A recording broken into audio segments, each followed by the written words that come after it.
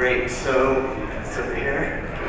So yeah, my name's Eric Sue. I'm going to talk about content marketing. I don't think there's a lot of marketing in here. There's a lot of sales talk. So I'm going to talk about how they all align and how it's been working well for us. And let's see if the slides are working because I haven't had a chance to mess with it. So here I am. Great. So as Scott mentioned, some of our clients are Uber, Amazon, Lyft, and the interesting thing about us is that all of our clients, every single client we have, is all inbound. So, I've had my team challenge me on this before. It's like, what do you use all this money into content marketing? What's the ROI? Like, everything's content marketing for us. So yes, we are, we do have a sales team, we do have outbound going, but everything so far, we just started building that team, has been through inbound. So we've kind of reversed how most people do it. So, quick thing, I have a podcast with, it's my second podcast with my co-host Neil Patel, and this is called Marketing School. So, it doesn't matter if you're beginner, advanced, intermediate, this is something everybody can listen to. It's every single day. And this podcast gets about 640,000 downloads a month. And then I have another one called Growth Everywhere, and this is where I interview a lot of founders in terms of tech, and then people that have invented the credit card stripe you have on the back of your credit card, just a lot of different people. And then that one I've been doing for a little over 4 years. So the first thing I want to talk about really quick is, before we even get into anything, I think with content marketing, it's really important to understand that there's traffic temperatures, right? So if you can Google this later, you can take a picture of it, but you have cold, warm, and hot traffic. So cold is basically, people don't know who you are, they've never engaged with you before, they don't care about you. This is a lot of the stuff that you see promoted on Facebook, for example. So people could be trying to drive you to a product page. That's not the way how you do it, right? Instead, you drive them to a blog post first, or you drive them to a podcast first. You build a relationship with them first. They land on your website, you're able to retarget them. So content marketing to me is an opportunity to bring people into your world.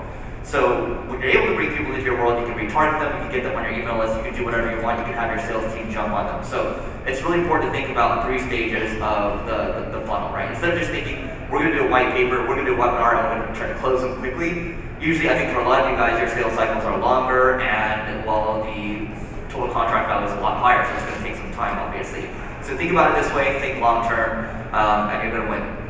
So in the middle, you have warm traffic. So this is where they're on your list already. Maybe these are really engaged people that you can retarget through any of the ad platforms out there. Then you can drive into a webinar. You don't say, hey, come spend an hour or 2 with me and then come buy my stuff. Instead, you start something small first, and then you go further down the funnel, and then maybe you can get them to spend $1. Maybe you can get them to spend $10. Whatever it is exactly, maybe you have something smaller up the funnel, and then after they commit, you can retarget those people, and these people are this is your hot traffic, and these are the people that are, well, they've taken out their credit card, they're more likely to buy from you, okay? So that's, if you think about this, there's the best example of this out there is a company called ClickFunnels. So I don't think a lot of you have heard of ClickFunnels, but ClickFunnels has raised no venture funding, and they are on their way to do over $100 million in revenue this year, and it's all just based on the marketing machine, completely bootstrapped. It's just good marketing, it's good content.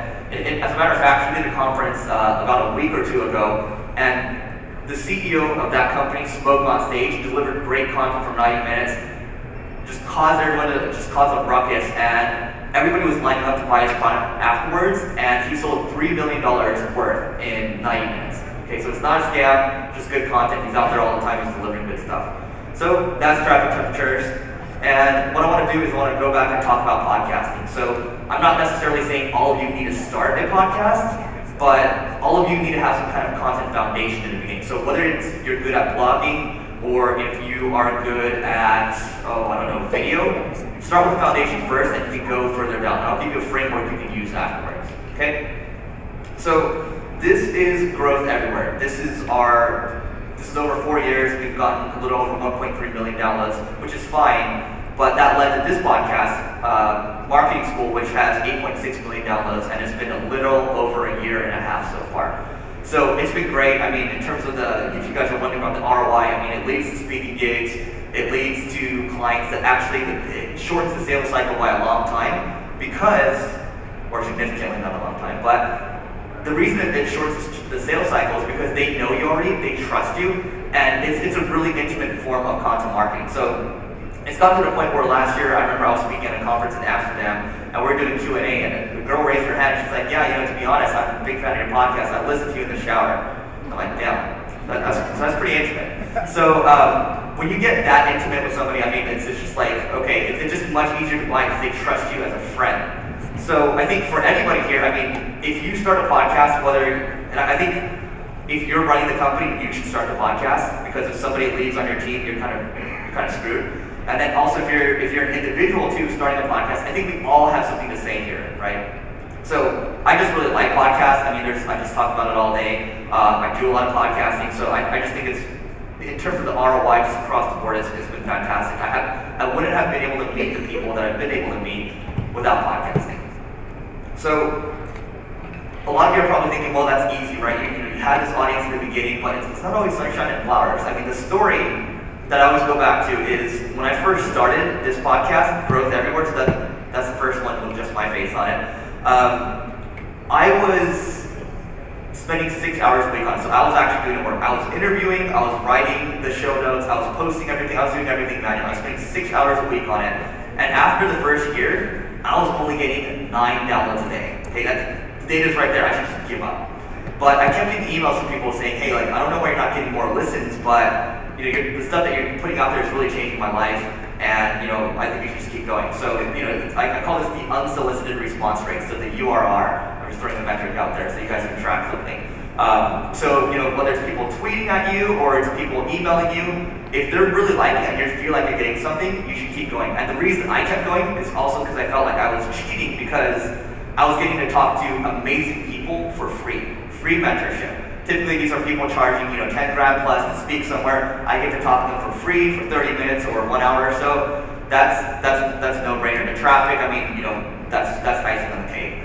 So after the second year, I was still spending 6 hours a day on it. Terrible use of my time. Probably should have been delegating it faster. I was only getting 30 downloads a day. Okay, so still a nothing burger.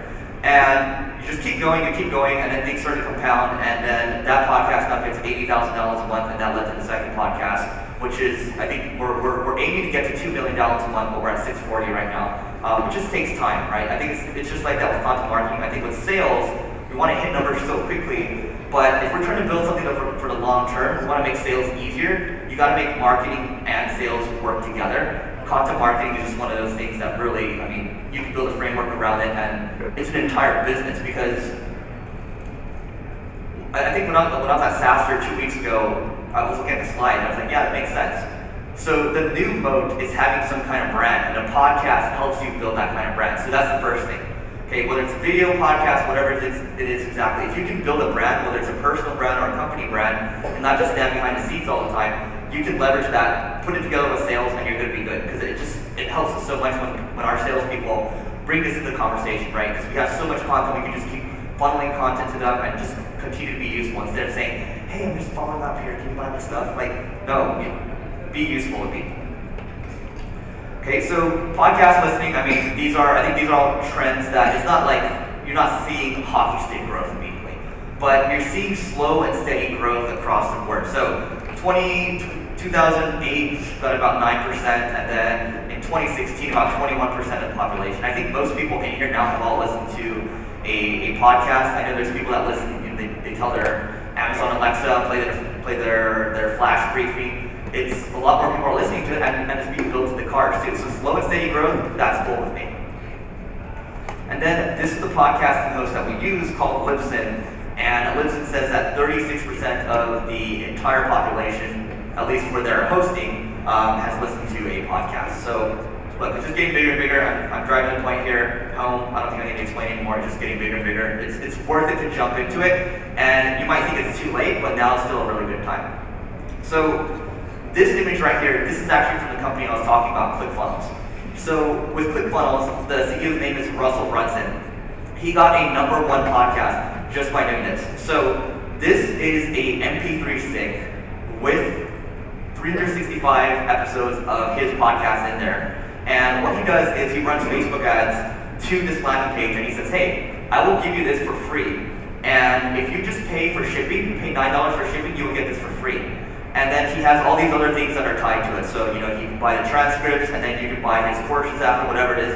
His whole thing with running ads, I think a lot of people here, you're running ads, maybe you want to, make a little money on the front end. I know for e-commerce people, they're always like, oh yeah, we want a 5-to-1 return on ad spend. But this guy, he's cool with breaking even. He's cool with even losing money on the front end because he makes so much money in the back end with his marketing funnel, right? A lot of people, they have their marketing automation sequence dialed in.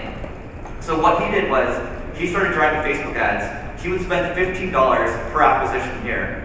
And he would actually make money on the front end. So for every $15 he would spend, he would get 5 subscribers to his podcast, and then at the same time, he would make $32. This is not even including all the money he would make in the back end, whether it's through bundling of his software, masterminds or live events that he has. That's how he makes all his money. So if you can be creative and you can do something like this, you're gonna win, because he did this for a long time. And he got his podcast #1 on business in iTunes. So it's right up there with Gary Vee, all these other people that you'd expect to see. #1. So think about how you can be creative, not just from a podcasting perspective. I know I'm talking about podcasting a lot right now, but this is how you can do it. So if you're actually going to do this podcasting stuff, there's a tool we use called Libsyn. So this is our podcasting host. It allows you to simultaneously publish to YouTube, to SoundCloud, to iHeartRadio, to LinkedIn, just a bunch of different things at the same time, and it's been a godsend for us. So Libsyn is great. To get started, it's $20 a month. If you're going to get started with podcasting, I'm going to stop talking about podcasting now, but if you get started with it, you're going to suck, it's okay, you'll get good eventually. I think I'm fairly decent now, but I think I still suck. But anyway, you can do it. So the other thing is, I think, quick show of hands, who actually publishes content in their blog right now? Okay, good portion of you. Okay, so this is what works really well when it comes to Google. This is called the hub and spoke model. So a lot of people, when you're going out there, you're publishing content, this is not what you're looking for. This is like a TechCrunch post, right? You want to get PR. This is what you get. You get the PR spike and you're done. You pay 10 grand a month, 20 grand a month for your retainer for PR, and that's all you get, okay? This is what you're looking for. You are looking for consistent traffic. You're looking for things to build on top of each other. So I'm going to show you how you can actually do that right now. So this is the hub and spoke model. The idea is this. You have one main hub page. This is the overview. This is explaining what the topic is. And then you have multiple spoke pages that are tying to it. They're interlinking to each other, and they're making everything stronger. Okay? So I like to think of it this way. So for anyone that's watched Power Rangers before, so the idea is you have these little robots, right? You have these separate robots, whatever. They're fine on their own. But you need this. You need them to combine together to make this Megazord, right? That's the same idea with the hub and spoke model. That's how you make something really strong. That's how you make it very noticeable to Google, okay? So here's a really good example. If you Google conversion rate optimization, or if you want to make a post on sales enablement, if you want to make a post on, I don't know, SDR salary or something like that, well, conversion rate optimization, this is Qualaroo right here. They rank #1 for the keyword conversion rate optimization. So the question is why? This is what it looks like. It's simple. It's the same idea here. They have an overview page that explains what conversion rate optimization is, and it links to all these different chapters, and all these chapters interlink to each other. Same deal for my podcast co-host, Neil Patel. So if you Google online marketing, he occupies not one, but both the #1 and #2 positions. So the #1 and the #2 positions when it comes to Google, #1 can get up to a 40% click-through rate. So if that keyword has a volume of 10,000 or so, that's 4,000 visits. But if you're #5 and beyond, the click-through rates drop a lot more, which just means less traffic for you, less leads, less revenue for you. It sucks, okay? So this is what you want to be doing. So that's the hub and spoke model. That's the first thing. But you also have to think about how do you make those individual spokes stronger too, or even your blog posts, right? You can think of your blog posts that you have as spokes, and you can just make a landing page and interlink it together. Just use what you have already. Okay, so you don't have to reinvent the wheel. You don't have to create a bunch of brand new content.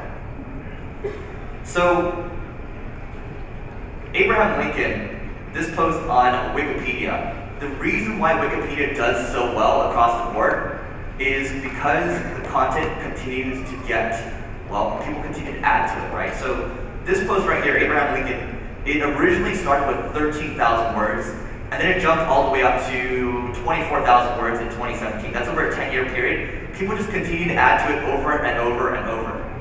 That's how you can win with content. You don't necessarily have to create new content all the time. I think a lot of us, those of you that might be working with content marketing agencies out there, say, yeah, we gotta keep publishing fresh new content all the time. But what about the stuff that you have already?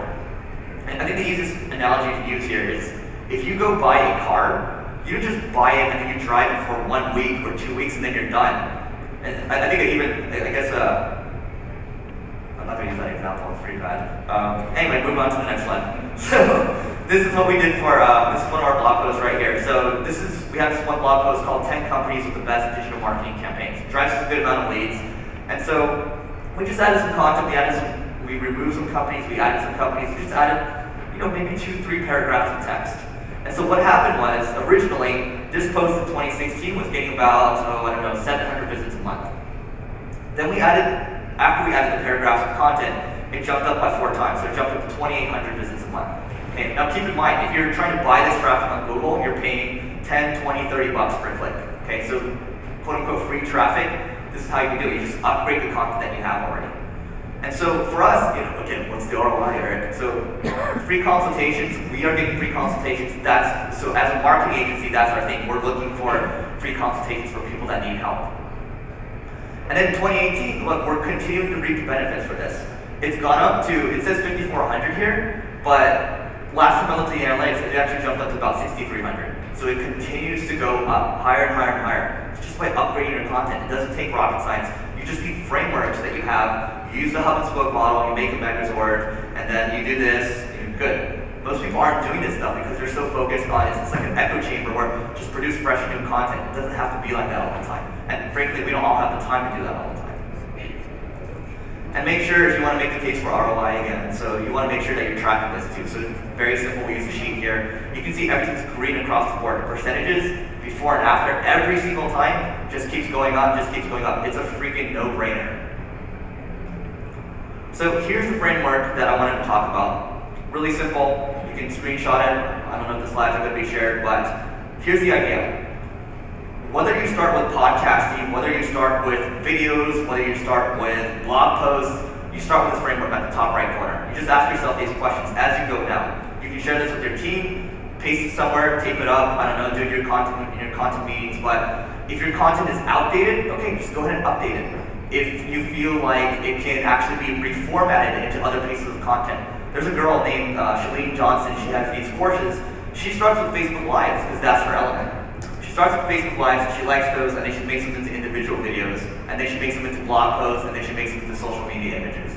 You have to use some kind of framework, otherwise nobody's going to do it. So checklists, frameworks, processes, it's the same thing as sales too. So for us, one thing that we did to repurpose our content was that for marketing school, because we published every single day, what we did was we said, okay, well, if we're going to do that, we should have someone writing our show notes. We should transcribe the content.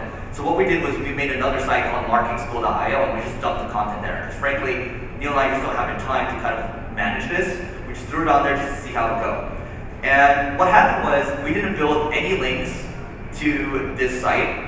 So, the links, obviously, the currency of SEO. The more links you get, it's going to be authority. So, without going too far into it, the two main things that matter when it comes to SEO, content and links. We had the content part covered, didn't build any links, and this site just started going up, and then it gets about 5,000 visits a month, which is not bad for almost no additional work that we put on our end. So, we started asking ourselves, or I guess I asked myself, because Neil doesn't really care that much about it.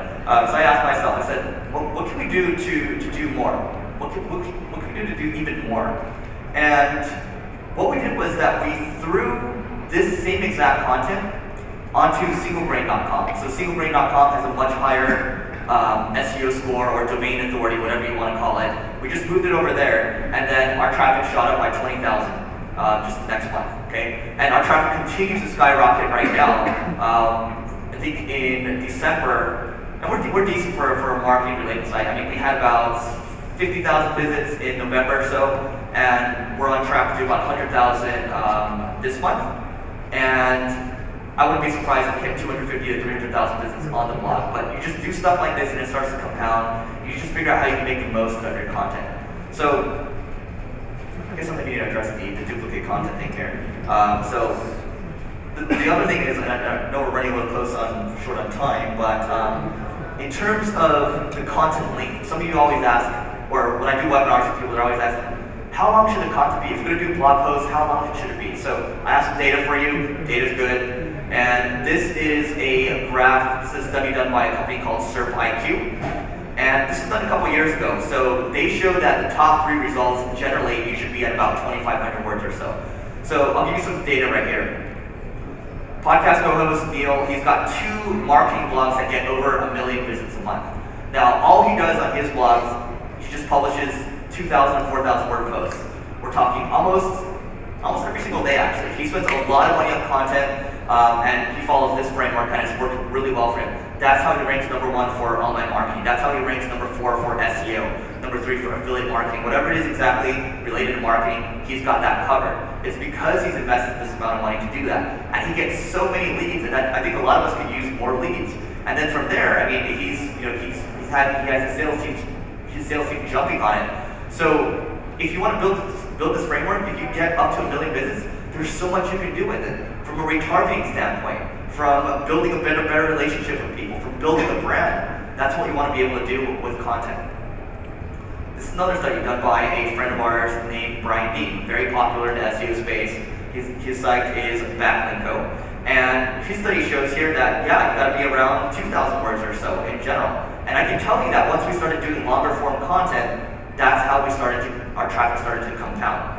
So again, you start to add all of these tactics together, and then you're able to really start to see things move in the right direction. Next thing here is this is Google Search Console. So I'm not sure how relevant this is to most of you, but Google Search Console is a free tool that you can use. You can take your existing content right now, and all you need to do, go to Google Search Console, and then you are basically going to sort your pages by the highest impression count, but the lowest click-through rate. So basically what you're trying to do is Google is already showing your pages on the search result pages. All you have to do is write a better title and a better description, and you're going to get more traffic. So I'm happy to explain this more later, but I don't want to get too much in the weeds. You can do this. It's for free if you have traffic out there already. If you're getting at least 20 to 30,000 visits a month from Google, it's worth your time to do this at least once a month or once a quarter, at the bare minimum, because you're going to be getting more free traffic. So most of us are used to going on LinkedIn. I think we're all used to using the tools LinkedIn has as well. So what I like about LinkedIn is that recently it's gotten a lot more powerful, and maybe Gaetano and Max have talked about this, but there's a lot of people writing this longer form content, these posts on LinkedIn. So, I think it's funny because a lot of people are writing this inspirational stuff like, I went to credit card debt, and then, that's how I saved my company, or, that's what it's all about. But there's some genuine good stuff, and Gaetano actually does this really well. So you can see here, you can do this for free, and you just write some content. Look at the number of, and most of you probably can't see it, so there's 4,200 likes on this post, and there are 371 comments. So that level of engagement is extremely high. The good thing about LinkedIn is when you post there, it stays for a couple days. It's not gone from like Facebook. It's not gone like Twitter. It will stay for a couple days if you do a good job of engaging people. If you can add value, it's not just, don't try to game the system in terms of writing something like motivational. Try to think about how you can actually add value, and this is what Greta did right here. Same idea. Greta was talking about, she was talking about how people are making fun of LinkedIn, saying it doesn't have any engagement. This post has 100,000 likes, 1,800 comments, 8,000 shares.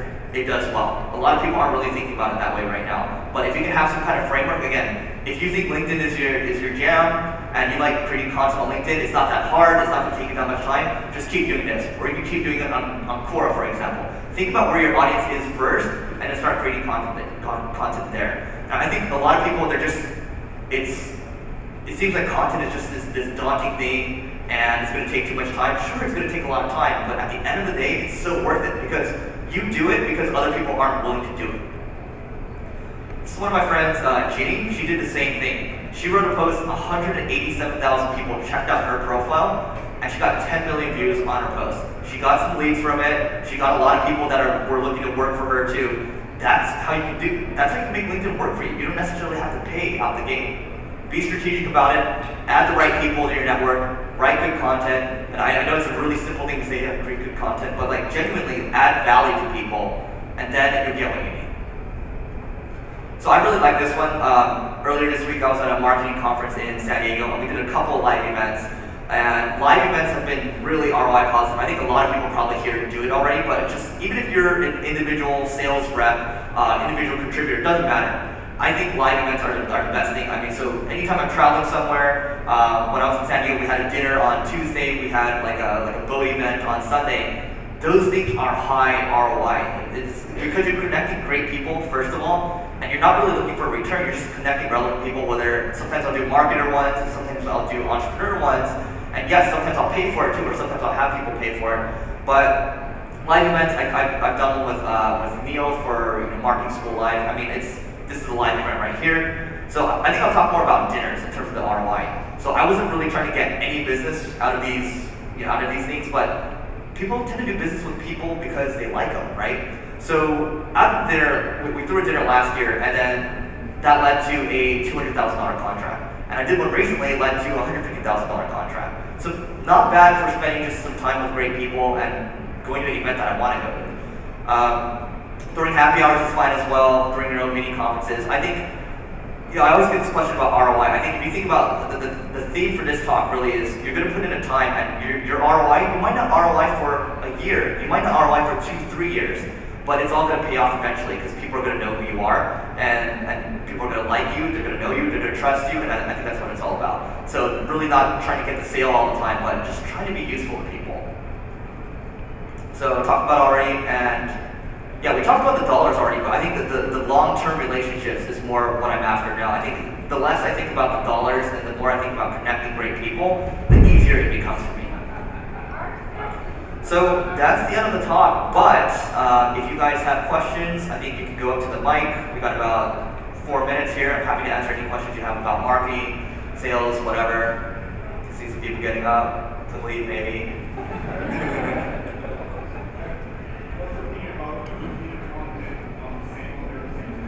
Yeah, so the question is, what's my opinion of creating or repeating content on the same domain? So this is a duplicate content question around SEO. So if you Google Matt Cutts, he used to be the head of search spam at Google, and Matt Cutts, C-U-T-T-S, duplicate content, you're going to find that you're not going to have many issues unless your content is being scraped hundreds or thousands of times. In my case, I only took it once, and basically I'm reaping the rewards on that.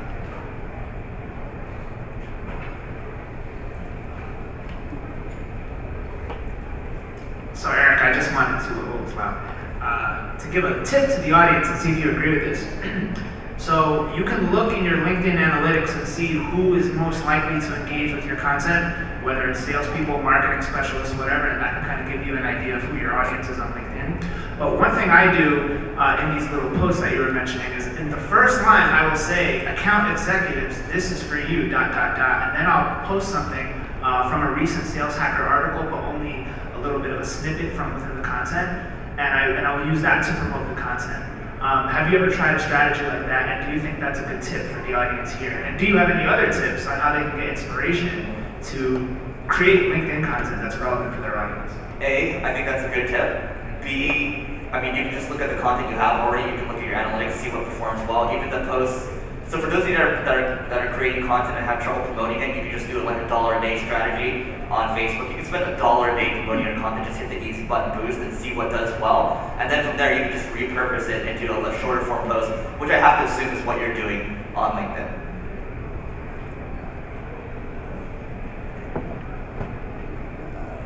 So you're talking about post should be like 2,500 words. Would you say that it's better than to have a 2,500 word post once a month rather than 3 or 4 750 word posts every month? So I think, as long as you're consistent, it's fine. So I would say the longer form, the better. I mean, if you're going to do, you're split up by 4 750, you're probably not going to get. It's really competitive right now. We're talking millions of blog posts being published every single day. So to stand out, most people aren't willing to go the link to do 2,500 or 4,000. People are just lazy.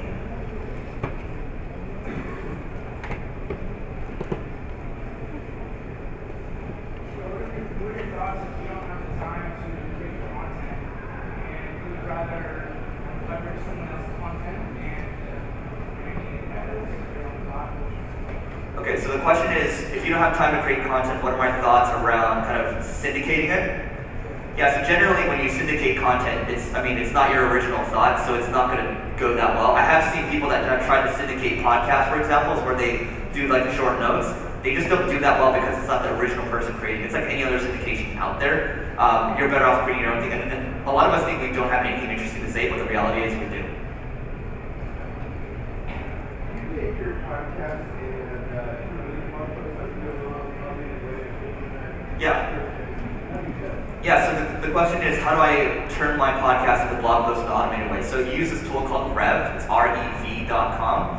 So Rev has an API that you can use, and then it'll just automatically, they will have people transcribe the content you have, and you have like a neat little PDF or a Word document, or you can just throw it on your site. So we're actually doing that right now on singlebrain.com, and it's stacking our traffic again.